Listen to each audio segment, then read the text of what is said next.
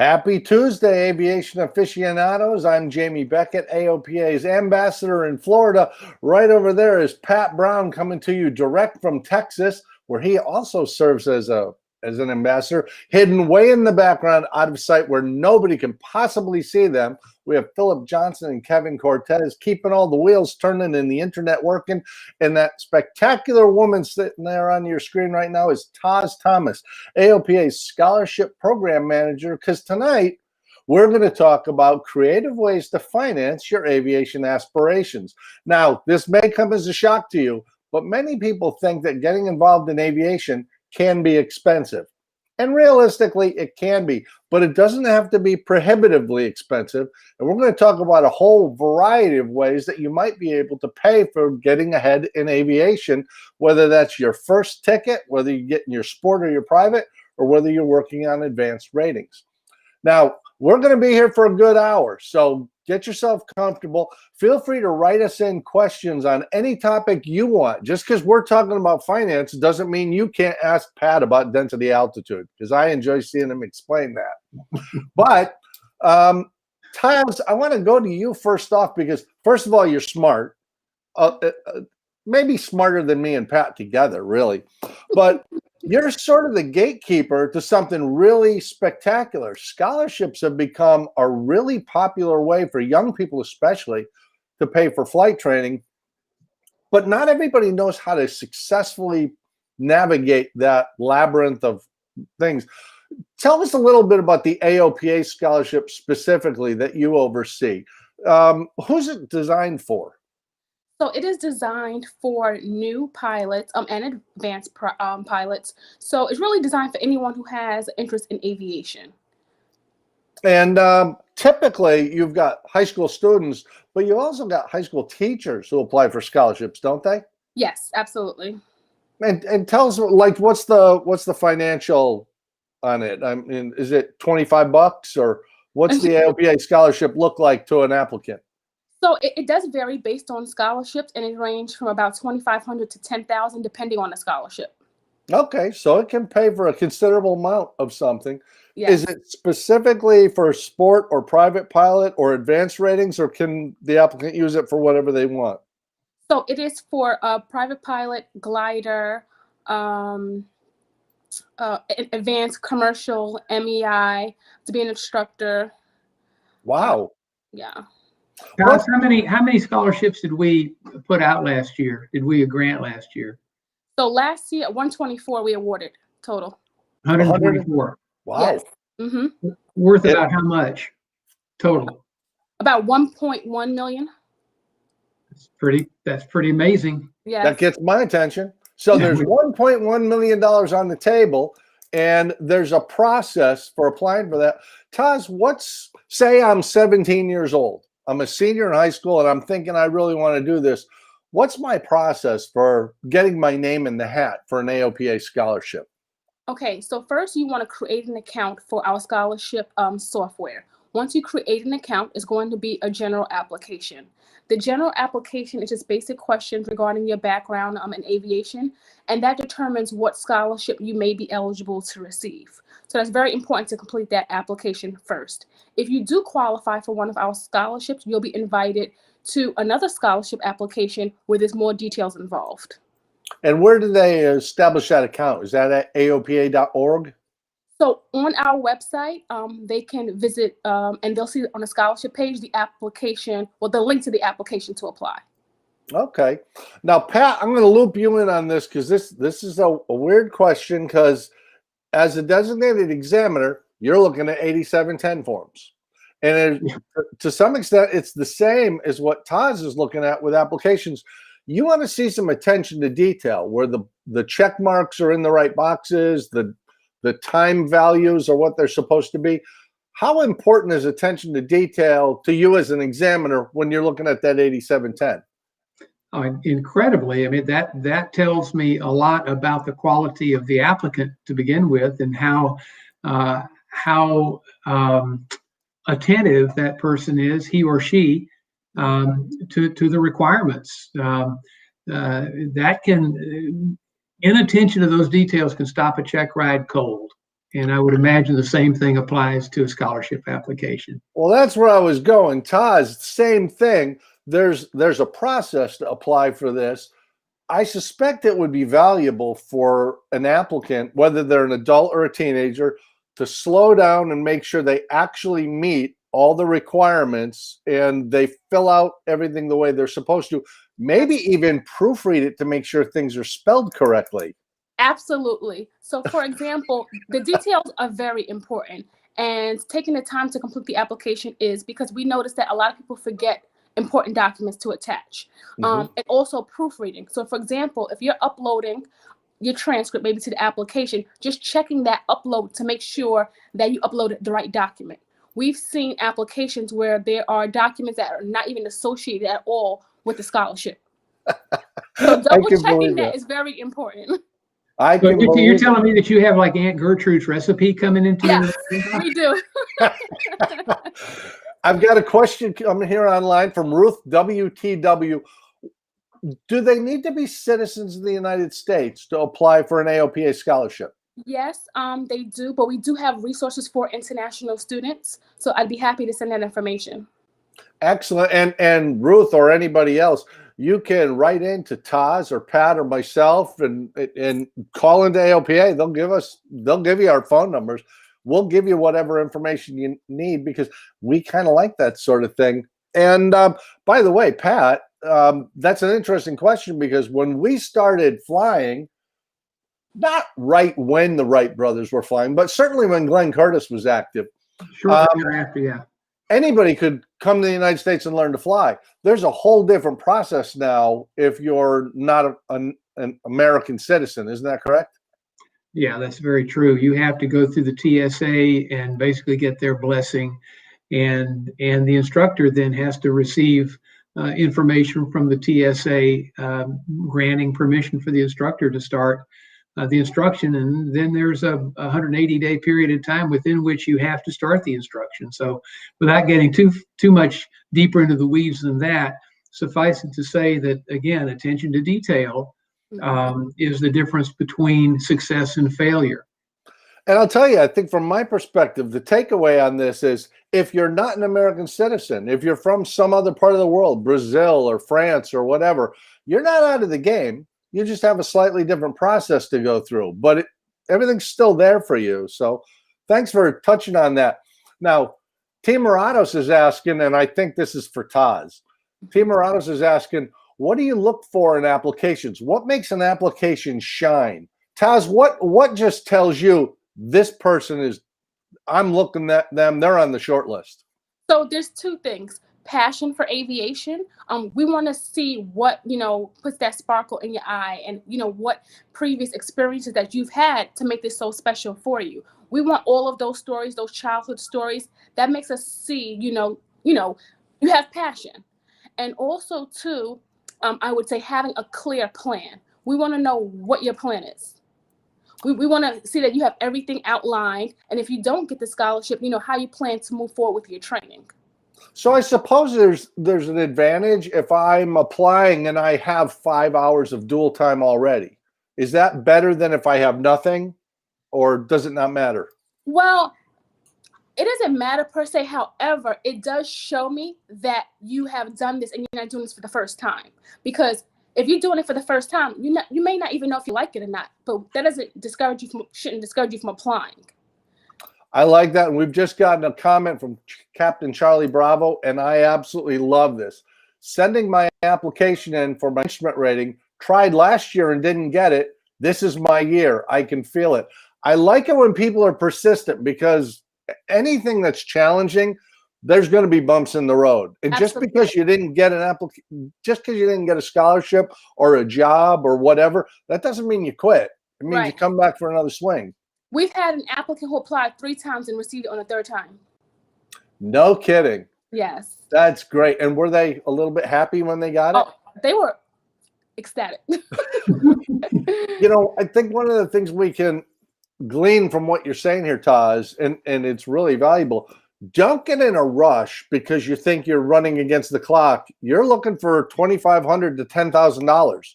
Make that application look like you're applying for $10,000. Put effort into it so Absolutely. that it says, I'm a good applicant. I'm somebody you want to work with. Right. And also take your time. So the deadline is February 14th. I think some applicants think the sooner the better they apply. And that's not necessarily the case. We're not looking at the applications until after the deadline. So if you need to take a break, take a breather and come back to the application, do that. That's a great point. So there's no benefit to getting in a month early or 3 weeks early. As No. long as you get in by the deadline. Yes. I like that. So there's time to fill out your application and maybe show it to a guidance counselor or a teacher or a Absolutely. parent and Right. go over it and really make sure it's what you want it to be, that it really reflects you. Is there a GPA requirement? We've got that from Phil 1. Yes, 2.7. Okay, so it's not unobtainable. It's not like a 4.0 kind of thing. I like that. I wouldn't have qualified, but Neither one of us would have, Jamie. Our grade point averages together wouldn't have qualified. I'm sorry to admit, I think you're correct on that. And Garrett Grenner is just asking about if previous flight hours help or hurt. And we just talked about that. They certainly don't hurt. They might help, but it's not an absolute necessity. Right. Would it be reasonable then to assume if I've got no flight time, but my plan is to go work at the airport as a line person this year when school gets out over the summer, and I'm going to be sweeping the shop up and getting some experience there, and I'm doing the prep for my ground study for my written, all those things work in your favor that I'm making an effort to the ability I can. Absolutely. And extracurricular activities are very important, even if they are outside of aviation. We want to see that, you have goals, you're working on things and you're doing something. So even if you don't think it will apply, put it on your application, because we want to see that you're well-rounded. It's not just about aviation. It's about who you are, well-rounded individual applying. I like it. Now, Tyler Freed is asking an interesting question. How many applicants do you accept for primary flight school training scholarships? I assume he means as opposed to instrument, commercial, and instructor. Is there a percentage where they're primary instruction? Well, it does vary based on the scholarship funds that we receive. So each year is different. Okay. I got to say, though, Pat, in all honesty, if there's one slot, I'm applying for it. I don't care how much it is. I want to get in that pool because that would have helped a lot when I was starting out. If there were scholarships available, and there weren't like now. So learning how to do it correctly. And I do get that question often, how many people apply. It doesn't matter how many people apply. If you don't apply, you definitely won't get it. We talked about this earlier, Taz, but the AOPA scholarship doesn't require an interview, an in-person interview. Some do, and there are many scholarships besides AOPAs. I've always told people, and I think it's important, get that elevator speech down. A 30-second blurb of, hey, Pat, why do you want to get this scholarship? Why do you think you're deserving? And if you have to hem and haw and, it would help, you're probably not the greatest applicant right there. But if you, and it is worth it, it's rehearsal. You sit there, it's like when you practice for interviewing at a job. How do I express myself fluidly so that this really works out for me? Pat, now I know you're very active on social media, and I'm sure you're very careful, but how do you feel about the concept of when somebody's applying for a job, an apartment, a scholarship, something like that, that the administrating people may go look at your social media? Is that something that people should be aware of and maybe clean things up a little? I think that's excellent advice, Jamie. And that's understating it a tremendous amount. Social media is a minefield waiting for you. I guarantee you, if I'm looking to hire someone, or I'm looking, in this case, to award a scholarship, and I happen to stumble on excessive party pictures or activities of questionable purpose, it isn't going to look good. It's just not. And I think that's something that those young people out there. I think sometimes they and we don't stop to think about just what we post that seems innocent at the time, and maybe 2 or 3 years later you go back and look and what was I thinking?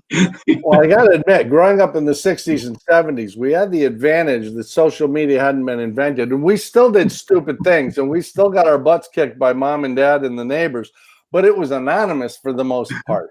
Today, people do put things online not thinking, and I'm not trying to criticize people for being young, but we are on a global bulletin board all the time, and people put things up thinking that it's funny or, gee, my friends will get a kick out of that. How would an employer or somebody administering a scholarship look at that? Because, or college applicants or whatever, those things can hurt you. So I mean it seriously. If you're thinking of applying for a scholarship for flight training, or if you're thinking about getting into aviation for a career, you might want to clean up your social media and keep it that way. Well, appearances count. They really do. Appearances count. And when all you have to do is judge somebody by essentially a piece of writing that you get in the mail asking for money, and something that you see online, it may not be fair, but it's reality. Right. Well, and I'll tell you, when I first went to sign up for flight training, and my back wall may give you a tip, I had hair halfway down my back, and I was not taken real seriously at the first day. Got an interesting question here about, oh, it just scrolled up. I apologize. Now I got to figure out. There we go. Can someone who's going to train on Part 61 apply? Does that really matter to you, Taz, if they're 61, 141? No, it does not. So they get the scholarship, which is an economic thing, but they pick the flight school. They pick their path, correct? Right. And I also get the question is, can I use a CFI, or do I have to go to a flight school? You have either choice. Okay.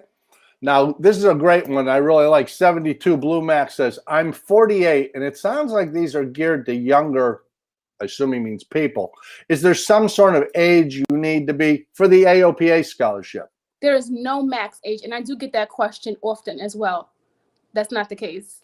Well, and this kind of opens up a thing beyond the AOPA scholarship, and I did a very short Google search, and I came up with AOPA, Experimental Aviation Aircraft Association, the EAA, Women in Aviation, who also gives scholarships to men, not just women, AAAero.com, the Amelia Earhart Memorial Scholarship, the National Aviation Explorer Scholarships, the Aero Club of New England, Epic Flight Academy, Leroy W. Homer, University Aviation Association, National Coalition of Aviation and Space Education, and that's just out of a short search.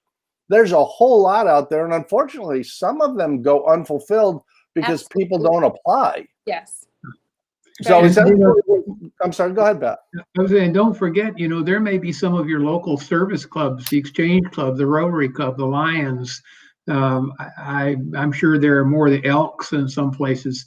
But some of the local service clubs may offer just general scholarships, not necessarily for aviation specifically, but just general scholarships. There's a lot of scholarship money out there that goes unclaimed, and not all of it is aviation related or needs to be.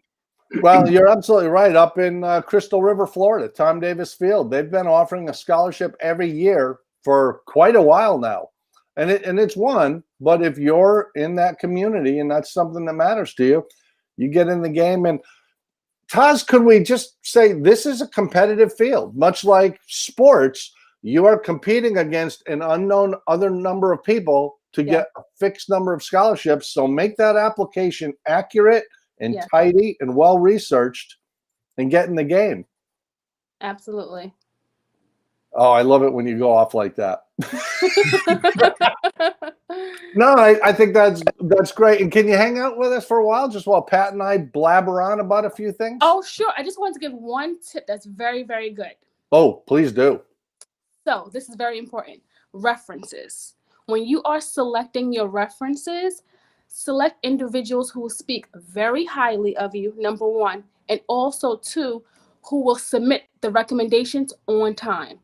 We receive so many applications where the applicant submits 2 names and email addresses for the recommendation, and the reference never responds. That the application is incomplete and they're not considered. It's the applicant's responsibility to check their application to make sure everything is submitted before the deadline. Thank you. That's really good information. And along those lines, we have a question now from David Fail. How do I know my application was received? I see there's an option to update it, so I'm not sure if I've totally completed it. It does say submitted, though. How does somebody know they've gotten it through and it's complete? So it'll say submitted, and then also it'll say 2 references out of 2. So that means that 2 recommendations were received. If it says 1 out of 2, there's only 1 submitted. So you want to make sure that it says submitted and 2 out of 2, and then you know it's completed. And also, too, just send me an email, and I can always double check. It's not a problem at all. You know, and Pat, I don't know if this has ever happened to you. I have gotten a call before from somebody who says, oh, you were listed as a reference by somebody, and I had no idea. If you're going to use somebody as a reference, ask them. Let them know it's coming. Yes. Yeah. Yes. Yeah. There's nothing that looks worse than somebody calls you up and says, I've got you listed as a reference, and you're like, for who? Yeah.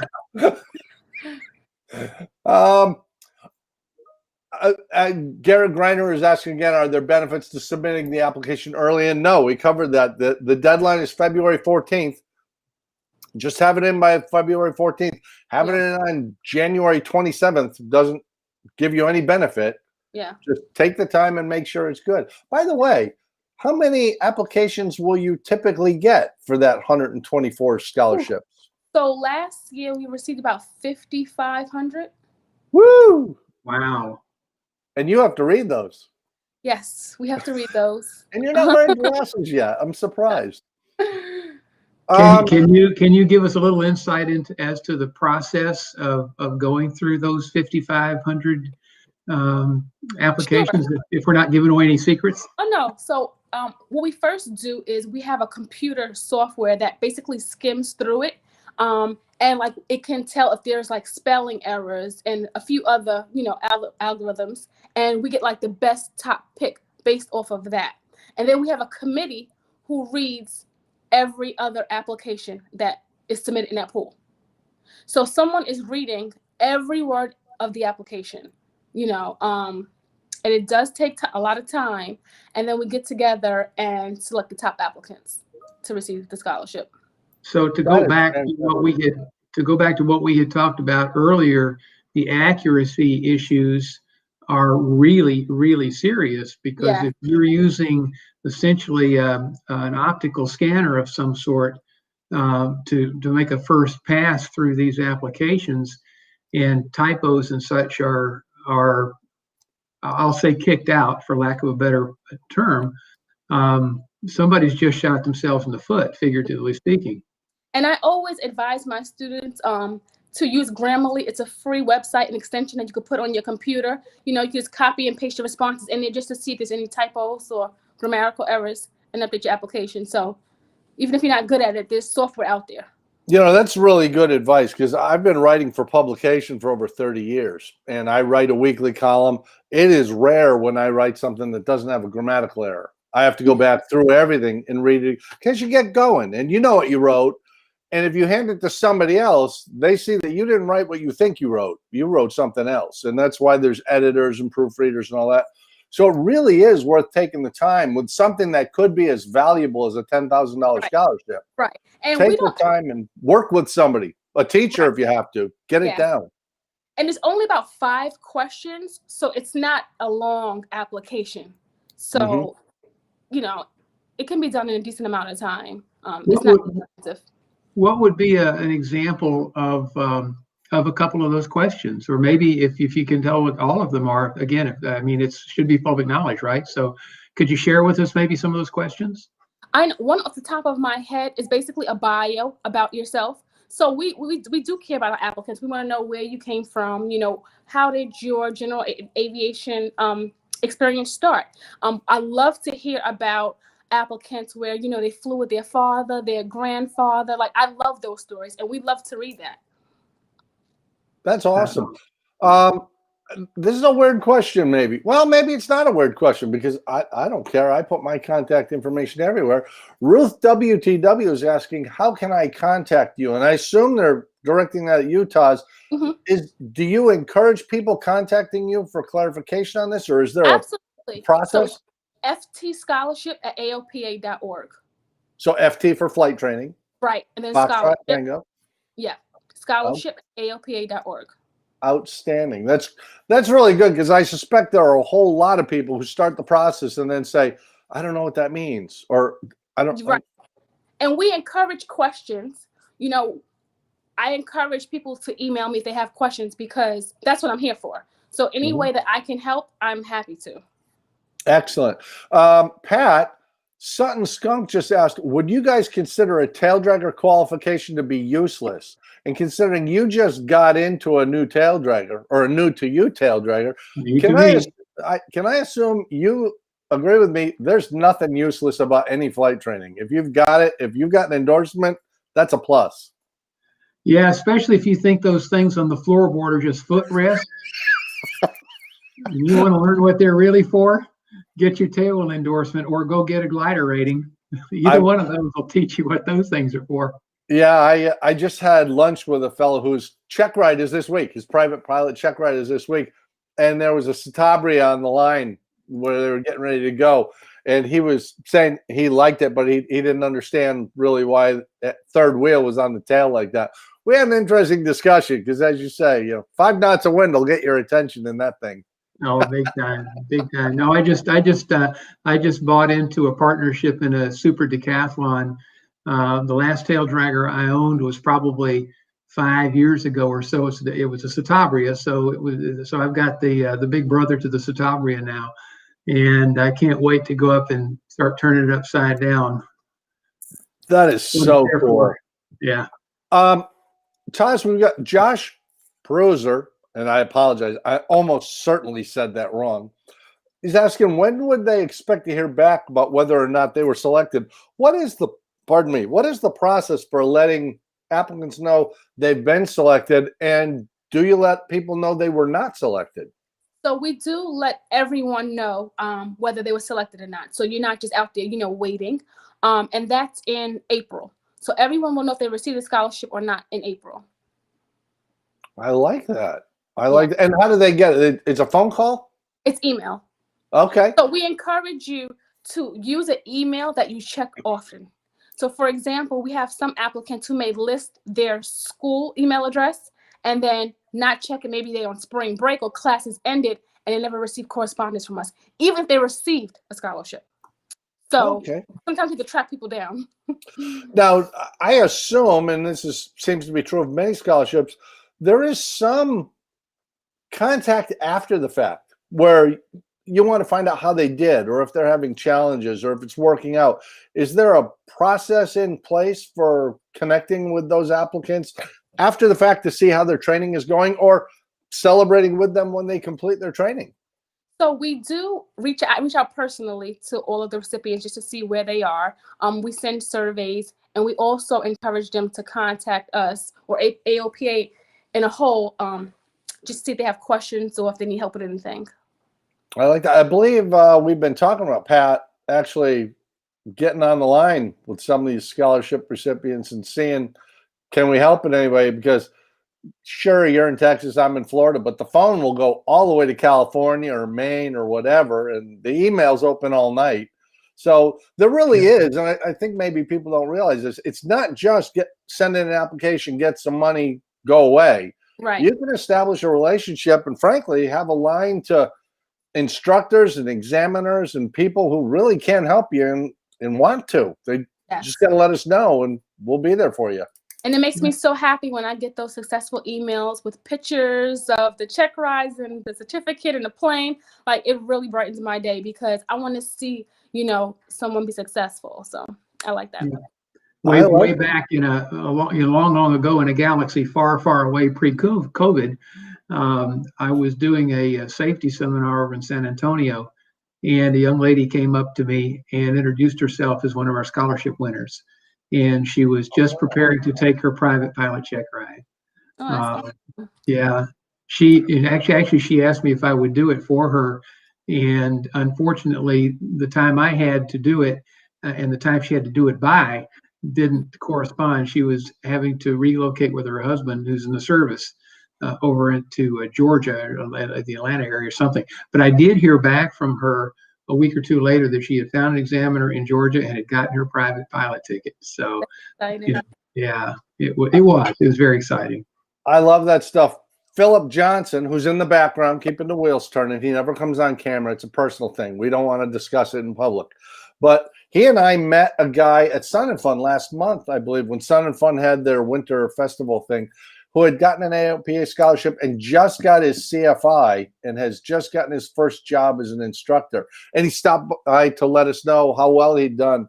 And, you know, that's the thing. These scholarships, very often, that's the foot in the door to a whole process. Because after you get started, and Pat, I wanted to talk to you a bit about this because you've been around a while. You've owned a flight school. You and I both spent plenty of time out on the ramp. Beyond scholarships, there are other things you can do to earn a couple dollars to be involved in aviation, including something like a line person, which is a great entry-level job. When you had the flight school, what kind of stuff might somebody come in and, you know, I'm 16, 17, 18 years old, and I really want to learn to fly, but I don't have the money. Can I come work here? Is there a place for that person in a flight school?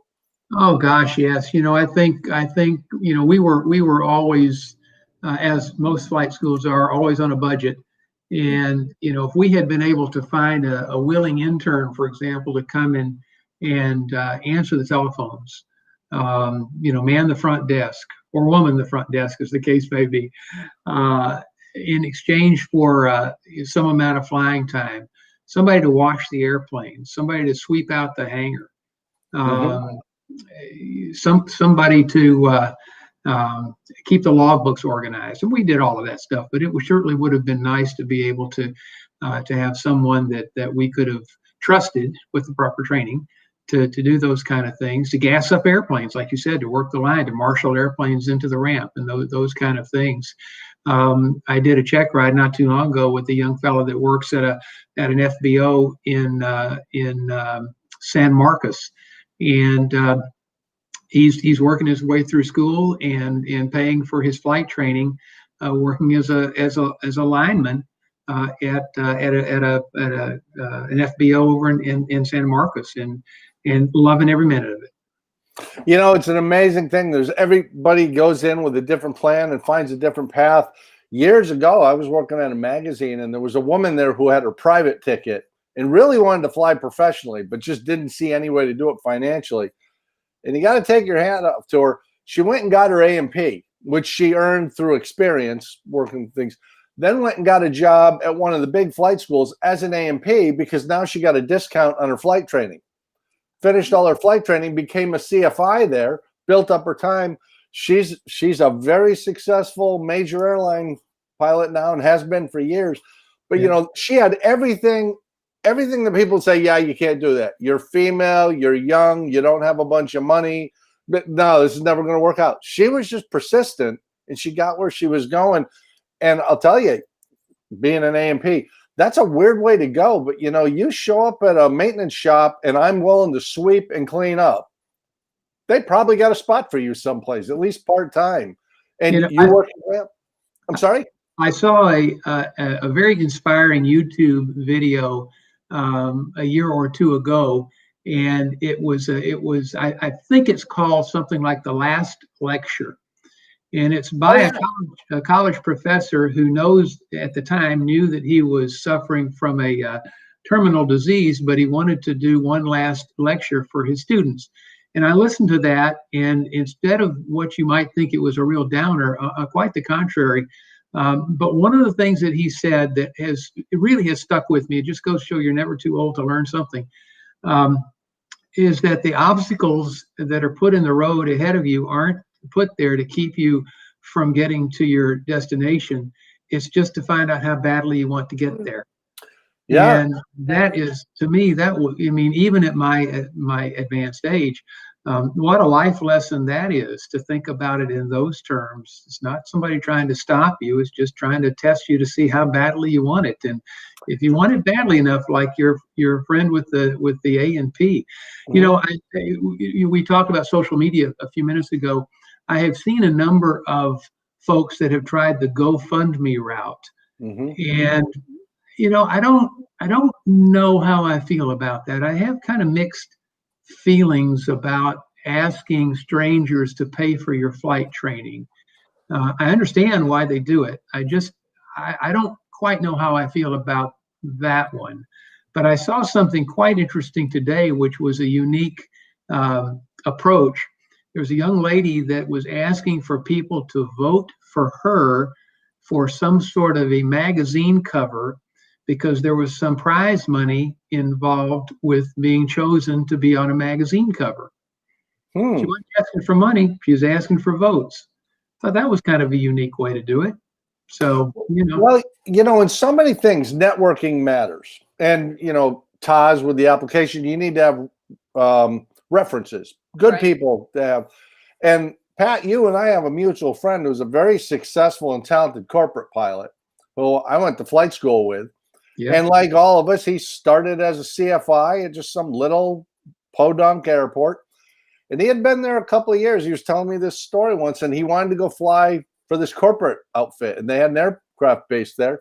And he was a couple of years into his CFI career. And one day, one of the captains was walking across the ramp, and he went and said, how do I apply to work at your company? And that captain had seen him around, saw his work ethic, saw the way he conducted himself, saw the way he worked with clients, said, bring me your resume. And very quickly, he was working for that corporate outfit. And people are always watching. Yeah, that's the thing. Well, and when we talk about the social media, or very often, you know, when I meet people who say, I really want to be a pilot, or I want to be a mechanic or an engineer, do you go to the airport? Because it's a municipal facility, it's open. You can go around and, you know, look through the door long enough and just be willing. And somebody's going to say, hey, can you help me move this?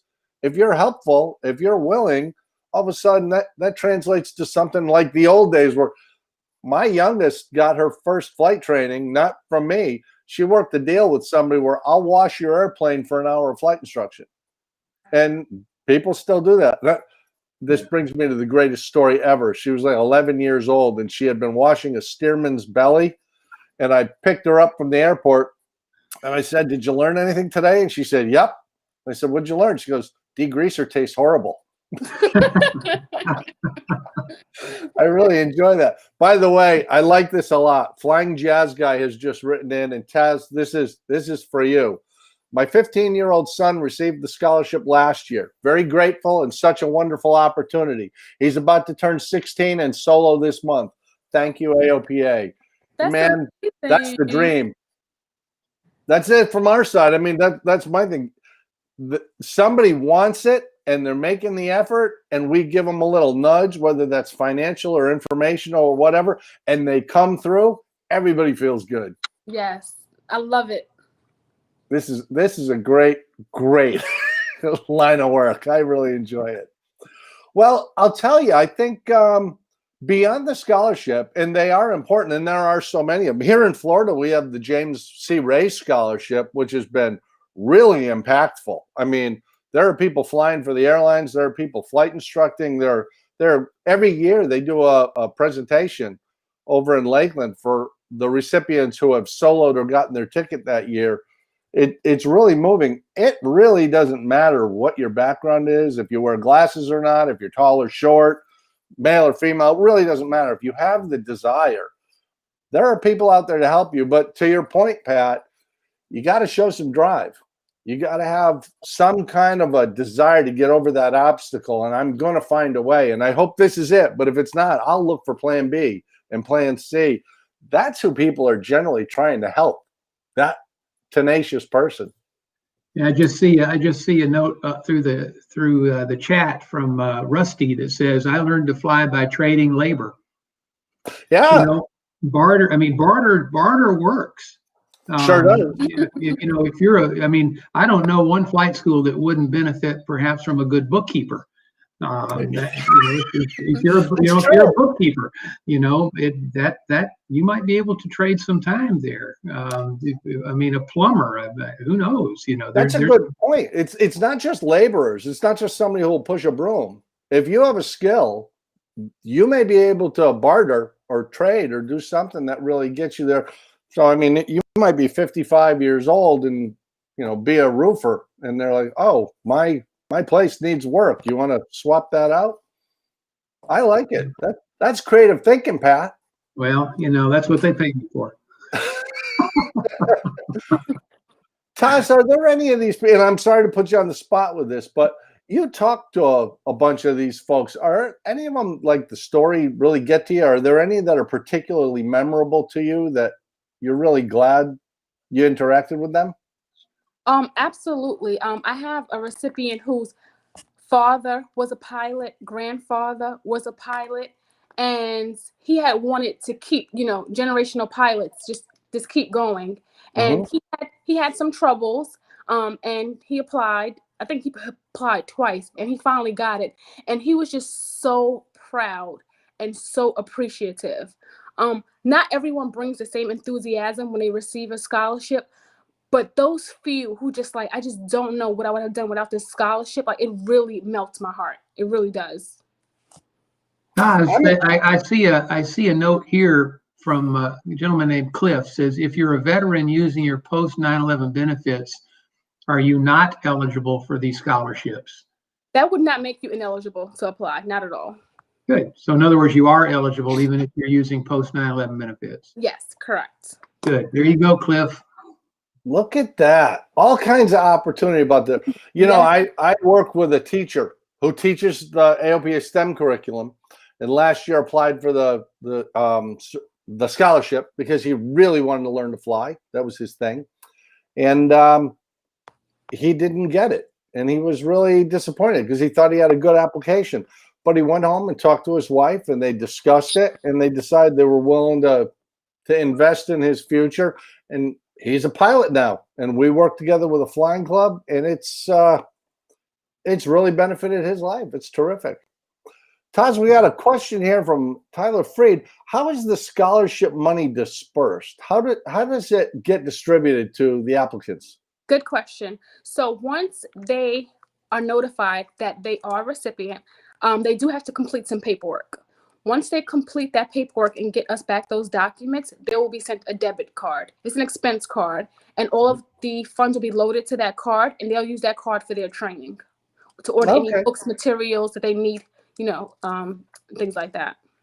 And does AOPA provide any guidance to these folks about how they might go about flight training, or are we looking for them to already have a flight training provider selected? Or I do get that question often. So we do have a space on the application where they list their flight school. However, if they do change their mind, that's absolutely fine. We just want to see if they have that information or any idea where they're going.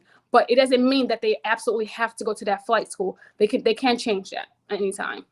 That's great, because the teacher I was just talking about went to 2 different flight schools. He started at one place and it just wasn't a good fit. Not a bad flight school, it just wasn't a good fit. And Pat, we both have this experience where sometimes you end up flying with an instructor or working with a program that it's not a good fit for you. Doesn't mean it's not a good program. You can go elsewhere. So that's great that money is transportable and you take it where you get the best bang for the buck.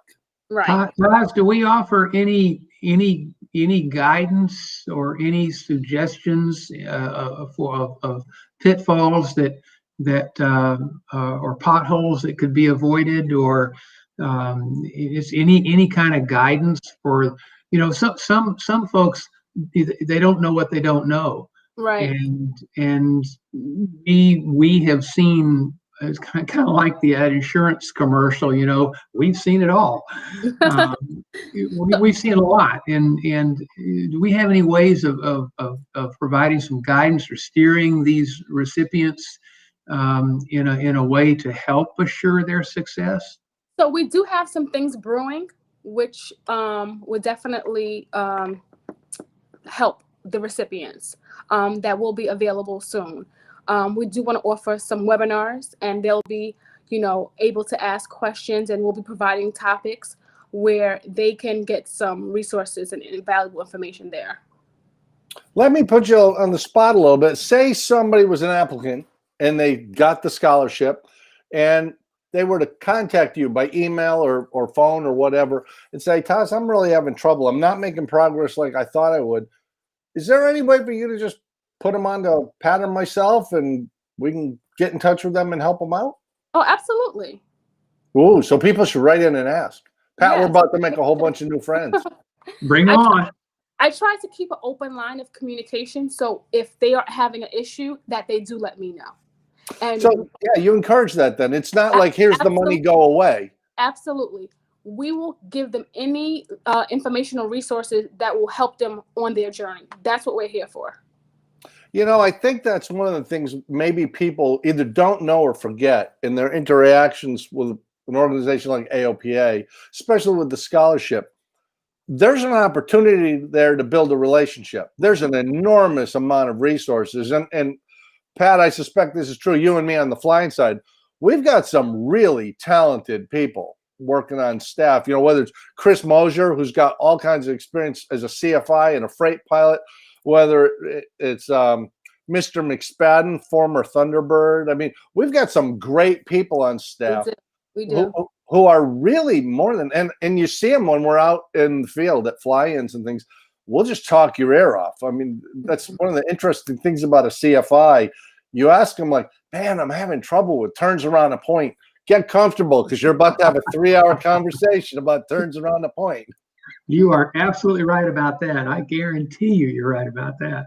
That, you know, I didn't know that though as a student, and I suspect, as you said, you don't know what you don't know. Right. Yeah. You're almost embarrassed to go talk to people and say, I don't know anything, and they're looking back on their own career going, there's still things I don't know, but you know, I'll tell you everything I've got. Hey, Yeah, the folks at AOPA are remarkably approachable. I remember when I started flying back, just a long time ago. Let's just say that. I joined AOPA when I was 16 years old.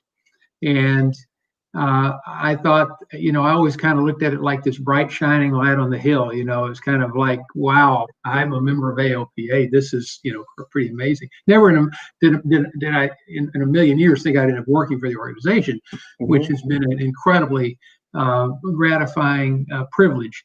But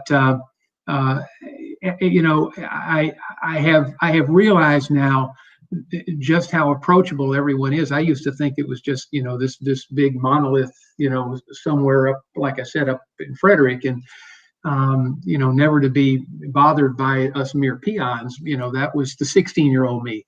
But it's amazing how responsive the entire organization is to its members, and that's all. I mean, I don't know what to say about it. It's an amazingly responsive place, and Taz is an excellent example of that. well, that's sort of where these webinar kind of streaming things came from, because we used to do all these live events pre-COVID, and we did a lot of them. I mean, maybe 30 a year, you know, all combined. And all we did was stand around and talk to people about whatever they want to talk about. I'm not driving the conversation. It's whatever you want. So here we kind of try to anticipate and do the same thing, but eventually we'll go back to the live presentations in addition to these. And, you know, it's all about just ask for what you need to know and find the support, because it's here. There's somebody in this organization who has the expertise and the insight that'll help you out. And Taz, I can't thank you enough, because seriously, I deal with kids all the time and some adults who want to apply for a scholarship and they don't know there are any. They heard there was one someplace, but they didn't know. And people won't go Google it. See, flight training scholarships, flight training scholarships in Colorado. What's available to you? Or Pat, like you said, you know, the local social organizations, there may be people, and there usually are, who want to see you get ahead. They realize you're at the starting point. I've done well. Let me help you make it up the ladder. Now I'm going to switch gears again, Taz. I like this question a lot, and correct me if I'm wrong in my interpretation of this. Okay. Fly VXY is asking, is there an age limit for applicants, I wonder? And I'm going to say not on the top end. If you're 48, 52, that's okay. But if you're 13, you're not old enough to solo yet. So there's got to be a bottom end. Is that right?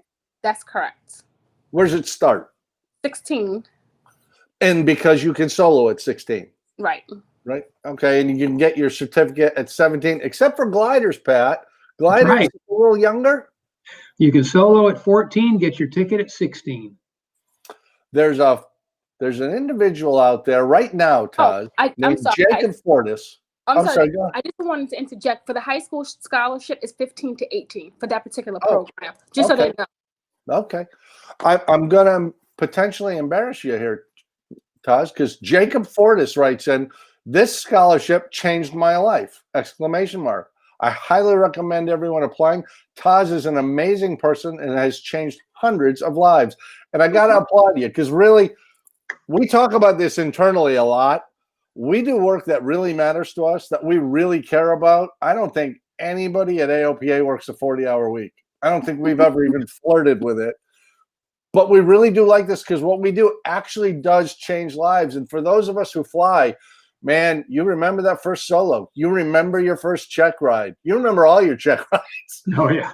Making that progress is a huge thing. So, Taz, I cannot thank you enough for doing this work because I'm not sure people really realize what it means that you personally have to go through 5,500 applicants to whittle it down to the best 124 or however many are available that year.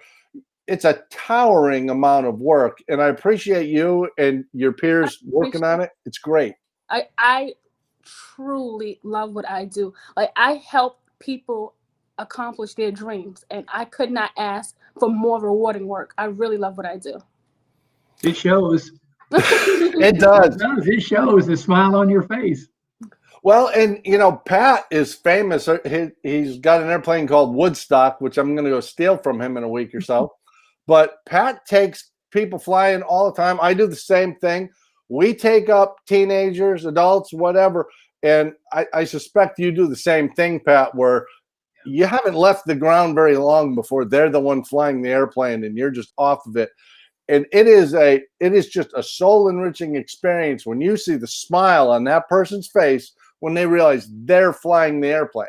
Yeah. And you get to come back from that flight. And I always tell them, if they're kids, I tell them in front of their parents, you never have to wonder if you can fly because you just did it for 40 minutes. Yeah. I just took a young 14-year-old up Saturday afternoon, and I'm taking his mother up this coming Saturday afternoon and his younger brother.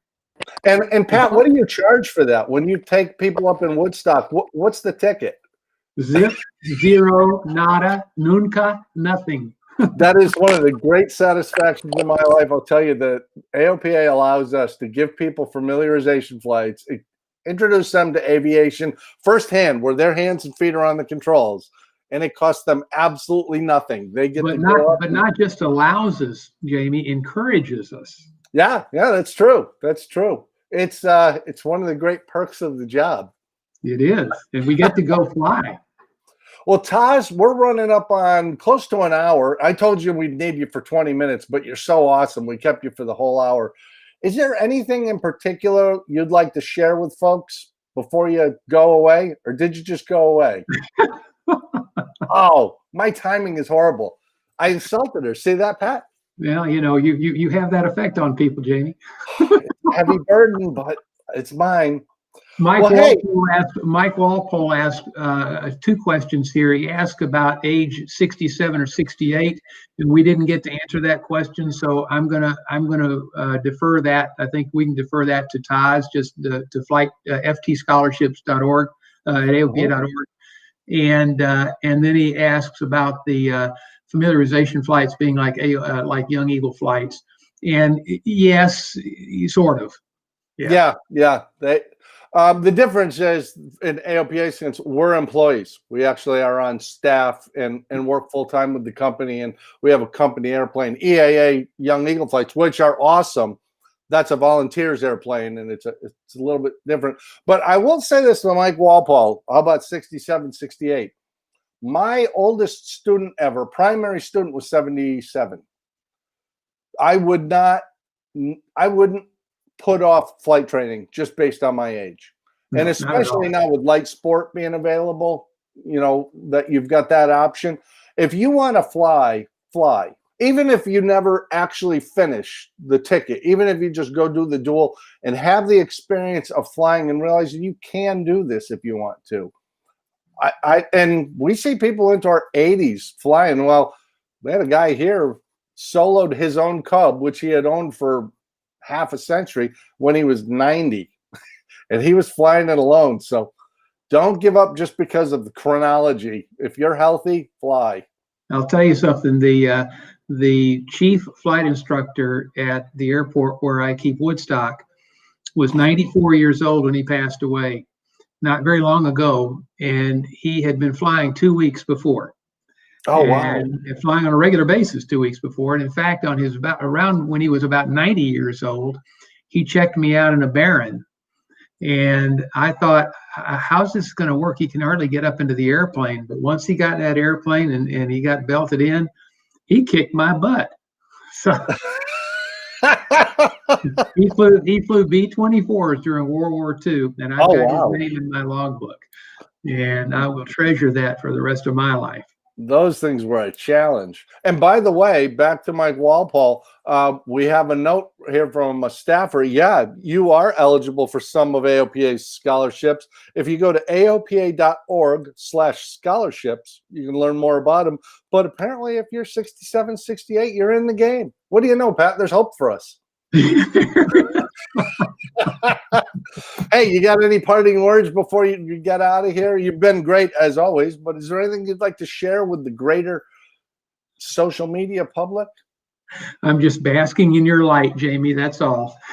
Well, I'm very happy to say by next weekend, I should be out in your neighborhood getting ready to bring Woodstock back to Florida where it's warmer. It'll be a happier airplane here. It's 22 degrees. It was 22 degrees this morning. We had ice fog. So, but I think it was a balmy 52 by the end of the day. So we'll do our best we can to warm it up for you. Yeah, we're going to have to, because I could wear my heaviest shorts and furry flip-flops. That's still not going to work out at 22. We'll do the best we can. Thanks so much, Pat. Really appreciate it. Big thanks to Taz Thomas, AOPA's Scholarship Program Manager. I hope you really enjoyed the information she shared, and Taz is great. So feel free to write in to FT for Flight Training Scholarships at AOPA.org, and she'll give you any more information you need. We'll be back here on, January 26th, second and fourth Tuesdays. So this is the second. We'll be back on January 26th, and we're going to do this again. Folks, thanks so much for tuning in. We appreciate it. Keep tuning back into Ask an Ambassador on the second and fourth Tuesday of the month, and we will see you back here next time. Good night. Good night.